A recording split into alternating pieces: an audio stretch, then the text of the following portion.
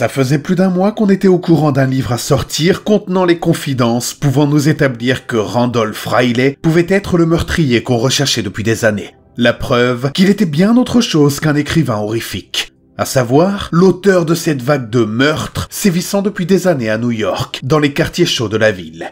Ceci par l'envoi d'un mail anonyme à nos services, contenant un fichier constitué de plusieurs extraits du manuscrit. Des extraits retraçant avec une précision suspecte les meurtres susnommés, dont certains détails n'avaient jamais été précisés aux médias.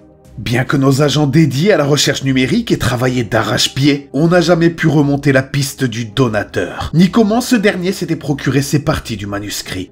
Et il n'y avait pas que ça. Seuls nos services étaient détenteurs de cette info, mais plusieurs indices me persuadaient que d'autres meurtres, dans d'autres états, présentaient des similitudes avec les morts de la grosse pomme. Ce qui était également précisé dans les extraits reçus électroniquement. Il était plus que probable que ces crimes soient signés d'une seule et même personne, mais il nous manquait un lien pour raccorder le tout. Puis, nos semaines d'errance furent récompensées. Inspecteur, j'ai pu rentrer en contact avec l'attachée de presse de Randolph Riley, Sora Blainfield. Ça n'a pas été évident, mais j'ai pu la décider à nous en dire un peu plus sur le livre et les secrets qu'il renferme. Bon boulot, Nikki. Et tu as pu aussi avoir un rendez-vous ? Discret, bien entendu. Je ne voudrais pas que notre seule piste s'envole à cause d'une erreur de notre part. Ne vous en faites pas pour ça, j'ai pensé à tout. Il faut dire que j'ai pas mal été aidée par son assistant. Pour avoir la confiance de Sora, j'ai accepté qu'il l'accompagne pour votre future entrevue. Il croit que vous êtes un parent d'une des victimes, Erwin Moller, tout comme moi. Je me suis présentée comme votre cousine, Eva. Pour accentuer le côté sensible, j'ai indiqué que vous ne parveniez plus à dormir depuis des semaines. Depuis que vous aviez appris par mes soins que votre oncle faisait partie des victimes. Parfait ça, excellente idée. Vous êtes parvenu à glisser dans la conversation que je n'ai pas déduit immédiatement le lien entre la mort de mon oncle et les autres meurtres annoncés dans la presse à cause du modus operandi différent, moins barbare et sanglant. Inspecteur, vous connaissez bien ma capacité à ne négliger aucun détail. Rassurez-vous, ils savent tout ça. Et puis, mon charme légendaire a joué pas mal dans la balance pour endormir leur méfiance. Ah, je n'en attendais pas moins de toi, Nikki. Merci. Tu as fait un sacré bon boulot.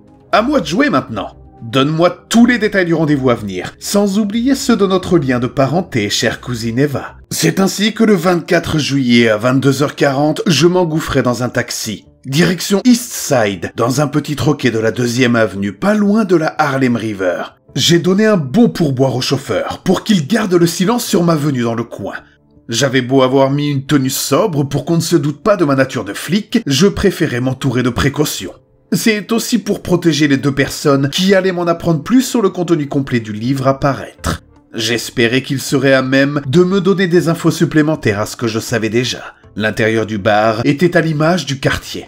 Une ambiance froide qui s'opposait à la relative chaleur nocturne du dehors. Mes cibles d'information se trouvaient en retrait dans un petit salon annexe, préalablement réservé par cette chère Nikki, qui n'avait décidément rien laissé au hasard. Je reconnaissais facilement Sora pour avoir déjà vu sa trogne dans des magazines dédiés à la littérature. En tant que ténor de l'édition, je savais les risques qu'elle prenait en s'affichant ici, malgré les efforts déployés de son côté pour passer inaperçu, afin d'éviter les cancans dans la population, à cause de l'éventualité du témoignage d'un gars dans le bar l'ayant reconnu et pouvant se montrer bavard auprès d'organes de presse en indiquant sa présence ici avec moi. De mon côté, je n'étais pas sûr que quelqu'un puisse se souvenir de mon visage dans le coin, n'ayant pas mis les pieds dans l'East Side depuis bien des années. Mais je fis en sorte de bien cacher ma tête avec mon chapeau, avant de m'installer en face de Sora et l'homme qui l'accompagnait, Dunston. Vous êtes donc Clinton Moller, le neveu d'Erwin ? C'est bien ça, madame. Je préfère être franc et direct. Je n'ai pas pour habitude de tourner autour du pot. Je veux savoir si vous avez de quoi prouver l'implication du pourri, responsable de la mort de mon oncle. On peut passer directement aux infos promises. Votre cousine n'a pas menti sur votre compte, monsieur Moller. Elle vous a décrit comme quelqu'un qui faisait peu d'état des conventions, un gars qui allait l'essentiel. Ah, cette chère Eva. Oui, elle non plus n'a pas sa langue dans sa poche. Je la reconnais bien là. Et surtout, elle sait cerner ma personnalité depuis le temps qu'on se connaît, elle et moi. Eh bien, comme nous sommes tous d'accord pour ne pas nous éterniser ici, je vais tâcher d'étancher votre soif de connaissance sur la personne qui nous intéresse, Randolph Riley. Et plus précisément sur les secrets pouvant mettre en lumière que cet auteur n'a pas fait qu'écrire un livre. Il s'est servi de ce support pour y relater ses propres actions passées, en usant du subterfuge d'une fiction. signe d'un ego surdimensionné et peu courant dans le monde des tueurs en série. Néanmoins, je tiens à préciser que son identité réelle, si vous parvenez à la découvrir à l'aide de ce que je m'apprête à vous fournir, ne doit pas me mettre en danger. Ni moi, ni mon cher assistant ici présent. Nous sommes bien d'accord là-dessus. Pas de souci, madame. Je m'appliquerai à ce qu'il ne devine en rien votre rôle dans ma recherche de la vérité, et ce qui m'a amené à retrouver sa trace ou qu'il se soit terré. Très bien. Pour un peu, je jurerais que vous adoptez les mêmes méthodes qu'un policier. Mais vous n'en êtes pas un, n'est-ce pas? Non, madame. J'ai horreur de la police. Sinon, vous pensez bien que je ne serais pas là à discuter avec vous en ce moment. Parfait. Ces précautions d'usage étant arrivées à leur terme, nous pouvons donc aller au vif du sujet et commencer à parler de ce qui vous intéresse. Notre discussion fut fort instructive. En plus du manuscrit complet du livre incriminé, transmis par le biais d'une clé USB, elle me fournit d'autres infos oralement, en même temps que son assistant, tout aussi bavard et déterminé à me faire savoir le moindre détail en leur possession. J'apprenais ainsi que Randolph Riley n'en était pas à son premier essai en termes de vérité dissimulée dans un livre. En 2024, il avait déjà sorti un autre bouquin traitant d'un serial killer ayant sévi à Blue Woods. Un tueur coupable d'un véritable massacre en règle dans l'asile où il avait été enfermé, avant de s'en prendre à sa famille et aux participants d'une fête de jeunes nantis de la ville. J'avais entendu parler de cette affaire et du policier en charge de l'enquête. Ce dernier avait noté l'aspect presque documentaire du livre relatant l'affaire, sous forme de fiction. Des faits qui n'avaient pas été évoqués dans la presse se retrouvaient dans le livre, avec une exactitude troublante. Exactement comme pour le cas m'ayant amené dans ce bar de la 2e avenue pour y trouver des réponses. Juste après la parution, l'auteur a mystérieusement disparu de la circulation. Comme le livre était sorti en auto-édition et que le gars s'est arrangé pour brouiller les pistes en termes d'identité pour qu'on ne le retrouve pas, l'enquête n'a pas pu aller plus loin. Sans pouvoir retrouver sa trace, impossible de l'interroger pour savoir comment il connaissait tous ces détails concernant la vie du meurtrier et pourquoi il les avait énumérés dans son livre. Au fil de la discussion, Sora m'a confirmé que l'auteur de ce livre, Succession, sorti sous le pseudo de Fabs, était aussi celui d'un autre plus récent, le fameux Ce si doux parfum de la mort. Il a juste changé de pseudo, mais ses anciennes activités de youtubeur, elles, malgré ses efforts de dissimulation, Sora et son assistant ont su les relier à lui. Les deux loustiques n'ont pas voulu m'expliquer la raison les ayant poussés à en savoir un peu plus sur Randolph et comment ils avaient établi un rapport entre les deux affaires. Je suppose qu'ils ne sont pas étrangers aux victimes de Blue Woods et que c'est ce qui les a motivés à enquêter de leur côté. Ce qui m'arrangeait bien. Leurs infos furent fructueuses. Je me renseignais sur la chaîne YouTube évoquée par Sora et Dunston, Histoire de l'autre monde. J'en visionnais le contenu et décortiquais également les versions écrites sur son blog, en suivant les liens présents en description des vidéos. Un blog où figuraient d'autres histoires semblant appartenir à un esprit dérangé, si j'en jugeais par les détails macabres de nombre d'entre elles. J'apprenais petit à petit la personnalité de son auteur qui cachait ses activités morbides plus que probables, pensant tromper son monde en créant des fictions à partir de ses propres actes et adoptant des modus operandi différents, sans doute dans la volonté de brouiller des pistes une fois encore. Les infos récoltées m'ont amené par la suite à comprendre ce qui reliait les meurtres de New York avec ceux de Blue Woods. Bien que ces derniers adoptaient des modus operandi différents, il y avait quelques petites choses qui permettaient d'associer l'une et l'autre affaire. Je ne vais pas déclamer tout le détail de ce en quoi il consistait, ça serait fastidieux. Mais reste que cette nouvelle fiction qu'est ce si doux parfum de la mort, dont j'ai eu la primeur de découvrir le texte avant sa sortie, grâce aux bons soins de Sora et Dunston, est trop précise pour qu'elle soit une simple histoire inventée, basée sur des meurtres véritables, comme le ferait tout passionné de true crime. Cela avec le même procédé que pour Succession. Seulement, je ne pouvais pas tout dévoiler sans avoir des preuves solides. J'ai appris que l'auteur avait trompé son monde depuis des années, valdinguant entre les USA et la France, sûrement pour mieux servir ses alibis. Je me suis donc rendu en France pour remplir les trous dans mon enquête. Toujours grâce à Sora, j'ai pu obtenir une adresse présente dans les fichiers de l'auto-édition, ayant servi à la publication de son premier roman. Sora, ayant de nombreux liens dans le monde de l'édition, cela ne lui a pas été très difficile d'obtenir cette info, sous couvert du secret professionnel promis à ses collègues de la précédente boîte d'édition de Randolph Riley. Une adresse différente de celle ayant déjà servi pour son nouvel ouvrage, fourni à la société de Sora et menant à un vieil entrepôt désaffecté. C'était Dunston qui s'était chargé de vérifier l'adresse. Il y avait 2 semaines de cela. J'ai suivi la piste, et ça m'a amené dans une petite bourgade dont je tairai le nom. J'ai promis de garder secret l'identité et le lieu de vie de la personne que j'ai rencontrée là-bas. Je vais la dénommer Jed pour plus de facilité de compréhension pour vous qui m'écoutez. Jed est une amie de longue date de Randolph, alias Fabs, alias peut-être d'autres multiples identités. Qui sait depuis combien d'années il joue à ce petit jeu des vies falsifiées? Jed a accepté de me rencontrer, après que Sora l'a contacté. Décidément, cette Sora pourrait se vanter de m'avoir sacrément facilité la tâche, autant que cette chère Nikki. Il faudra que je pense à offrir un cadeau à ma chère collaboratrice pour la récompenser. Bref, j'ai pu parler avec mon indicatrice secrète à l'extérieur de la ville où elle vivait. Une manière d'éviter qu'un proche de Randolph nous voie et rapporte la traîtrise en cours à travers la messagerie des réseaux jusqu'au fief de l'auteur, ce qui pourrait mettre à mal tous mes efforts fournis jusque-là. Écoutez, je n'ai pas beaucoup plus d'informations à vous fournir que celles que Sora vous a déjà données. Bien que ce soit un ami de longue date, Randolph est quelqu'un de très secret. Il vit retranché dans un lieu-dit à quelques kilomètres d'ici. J'ignore ce qu'il a fait et l'objectif qu'il vise à travers ses livres, et je préfère ne pas savoir. Si j'ai pu rester amie avec lui pendant tant d'années, c'est justement du fait de mon manque de curiosité à son égard. Je comprends ça. Tout ce qui m'intéresse, c'est de connaître son adresse. Je me débrouillerai pour le reste. Ce qui est important, c'est qu'il ne se doute pas de mon arrivée chez lui. Je compte le surprendre pour lui faire avouer ses crimes et ce qu'il cherche à faire en écrivant toutes ces histoires macabres, sous la couverture d'une fiction. Bien. D'accord. Je compte sur vous. Je fais confiance à Sora à votre sujet. Elle m'a affirmé que vous étiez clean, et elle n'a pas son pareil pour juger la personnalité des gens. Je vais vous indiquer où trouver Randolph Riley. La conversation a été courte. J'ai bien tenté d'en savoir un peu plus, mais Jed n'en démordait pas. Elle ne me donna que le minimum syndical, comme on dit. J'avais l'adresse de ma cible, c'était déjà beaucoup. Je me suis empressé de louer un véhicule pour me rendre sur place. Seulement, une nouvelle déconvenue m'attendait. La maison indiquée par Jed était vide.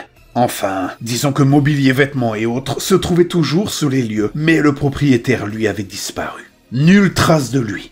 J'ai cherché à me renseigner auprès des voisins, au cas où l'un d'eux saurait la raison de son départ, ou toute autre info à même de me faire comprendre son absence soudaine. Cependant, je n'ai trouvé que des visages fermés, se murant dans le silence, se contentant de me dire qu'ils ne savaient rien. Je n'ai pas insisté. J'ai bien vu la peur qui se trouvait dans leur regard à tous. Ils savaient. Ils savaient que Randolph Riley n'était pas clair, et ils ne voulaient surtout pas se retrouver dans le rôle d'un dommage collatéral pouvant constituer la base de l'intrigue d'un nouveau roman de l'auteur. J'ai tout de même trouvé un mot placardé sur la grille du jardin. J'ai bien failli ne pas le voir. C'est le bruit du vent sur le papier, quand je suis ressorti bredouille de mon inspection de la maison après avoir profité de la porte ouverte qui m'a alerté.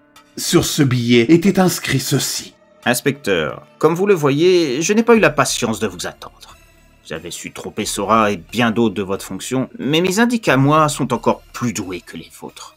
Je m'occuperai en temps et en heure des traîtres. Ils feront l'objet d'un autre roman dans le futur. Si vous voulez en savoir plus sur les meurtres de New York, vous devrez attendre la sortie de mon roman « Ce si doux parfum de la mort ». Si vous le lisez correctement, et que vous faites appel au talent indéniable de votre chère Nikki, peut-être serez-vous capable de lire entre les lignes et trouverez des indices susceptibles de me retrouver ailleurs. Mais la tâche ne sera pas aisée. Je suis certain que vous trouverez malgré tout comment démêler les fils de ma toile, une de mes particularités d'auteur. Qui de mieux qu'un écrivain pour prévoir ce qui arrivera à sa propre histoire. Mon arrestation n'est pas pour aujourd'hui. Désolé de vous décevoir, inspecteur. En attendant, je vous donne rendez-vous le 28 juillet de cette année pour la sortie de mon roman. Nul doute qu'il saura vous passionner comme toutes celles et ceux attendant avec une certaine impatience qu'il soit disponible, puis le temps que j'annonce sa sortie sur mes réseaux. Ah oui, mon profil sur ces derniers a été changé. Inutile donc de chercher à me dénicher en vous servant d'eux. À très bientôt, inspecteur. Peut-être dans une autre vie.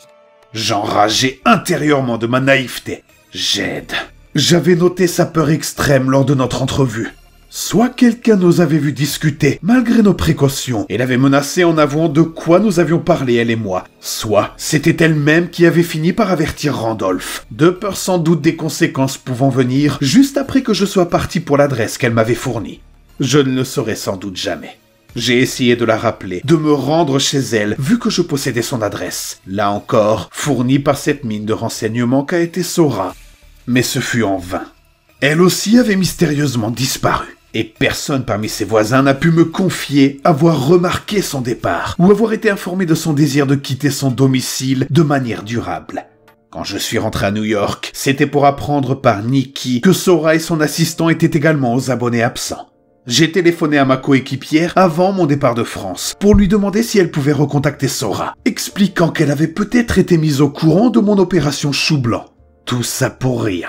Et il paraissait évident que Randolph avait tout prévu. Il était probable qu'il avait averti ma précédente interlocutrice de ma véritable fonction d'inspecteur et que je n'avais aucun lien de parenté avec Erwin Moller. Tant pis. Il ne me reste plus qu'à faire comme tout le monde, attendre la sortie du roman de Randolph Riley et espérer y trouver les indices nécessaires pour décrypter de quoi le traquer. Sora m'a averti que la version qu'elle m'avait fournie n'était peut-être pas la version définitive. La raison en était que Randolph, sans prévenir de ses motivations quant à sa décision, avait subitement choisi de changer de société pour publier son livre, du jour au lendemain. Il était donc possible que d'autres éléments se cachent au sein de la future nouvelle version du manuscrit à sortir. Quel que soit le lieu où il s'était caché désormais, j'espérais trouver dans ce livre de quoi reprendre ma traque. Si j'ai fait cette vidéo, c'est aussi dans le but que quelqu'un parmi vous saura dénicher de quoi me donner une piste sérieuse de son côté, aussi infime qu'elle puisse être. Donc, vous qui regardez cette vidéo et avez suivi mon périple, à l'heure qu'il est, le roman Ce si doux parfum de la mort est déjà sorti depuis le 28 juillet 2025. Contactez-moi. Et dites-moi si vous avez trouvé quelque chose dans son contenu qui a pu m'échapper, pouvant me permettre de retrouver la trace de ma cible, et notez-le à travers les commentaires de cette vidéo. Je compte sur vous. Bonjour à vous, chères créatures. Une vidéo structurée différemment de d'habitude, comme vous vous en êtes rendu compte. Ni générique, ni intro, car n'étant pas une creepypasta habituelle à proprement parler, mais une forme de promotion pour la sortie de mon deuxième roman, Ce si doux parfum de la mort, sorti depuis le 28 juillet dernier. Je voulais cette forme particulière de vidéo, vous faisant entrer directement dans l'intrigue sans intro pour expliquer le fonctionnement, dans l'objectif d'intriguer un peu plus sur le but voulu. Maintenant que vous avez vu la vidéo et compris ce qui en est, grâce à sa fin, vous savez à quoi vous en tenir.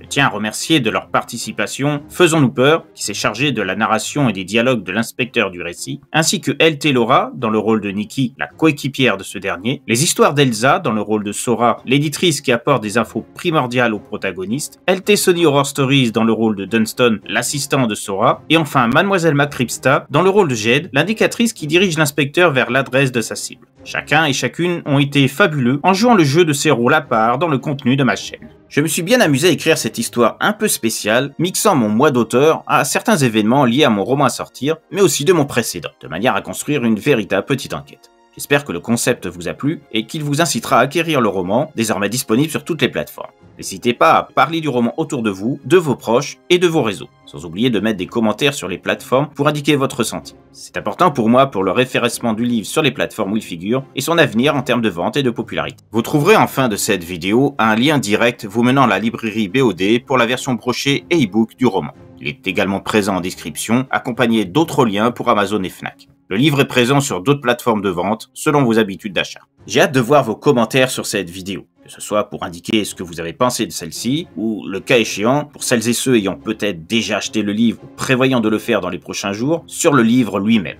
Merci d'avance à vous toutes et tous. Je vous donne rendez-vous maintenant en septembre pour les prochaines grandes vidéos. Je profite de l'été pour avancer dans mes livres et faire une pause nécessaire sur la chaîne. Néanmoins, celle-ci verra apparaître des shorts de manière régulière dans le cadre de ma série Yokai Stories et sans doute une ou deux compilations. À très bientôt donc, et bien sûr, méfiez-vous des ombres.